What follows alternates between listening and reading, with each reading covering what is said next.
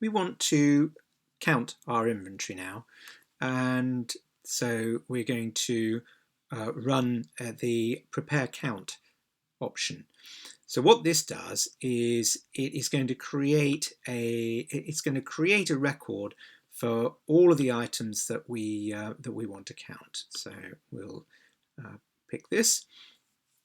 You get to choose which of your warehouses you want to count.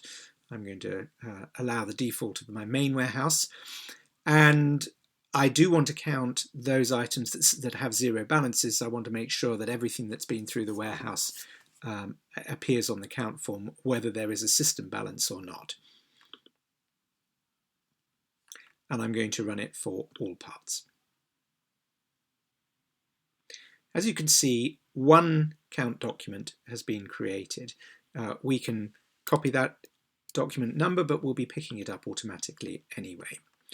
If we go next to the inventory count form, we'll be able to see what got created by searching on everything on today's date. And as you can see, there is a document that we've just created, and if we go to the itemized inventory count subform, all of the parts that we need to count are now listed in the system with their system balances. Once we're happy with that subform, we can go back to the main document and we can print the count form. We're going to leave the defaults.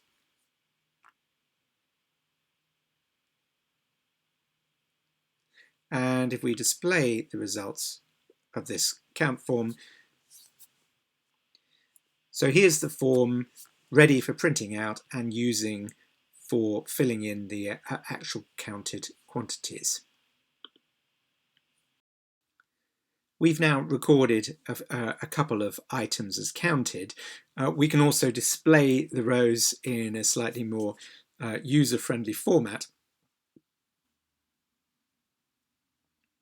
And what you can see is that there's an approved quantity checkbox, which you can pick also from that list view. Once you're satisfied that you want to process the variance, saving the record with the approved quantity will actually make the adjustment to inventory.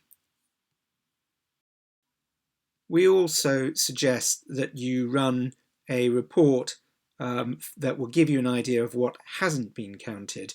So Uncounted Parts and Period will list everything that you didn't pick up and actually record quantities against. We didn't record many quantities, so it's going to be a fairly full report.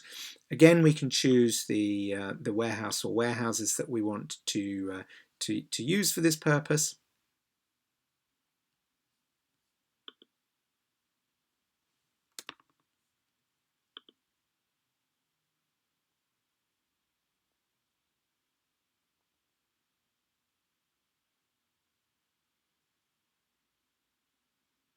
And this gives us an idea of the balances that we have failed to pick up in our count.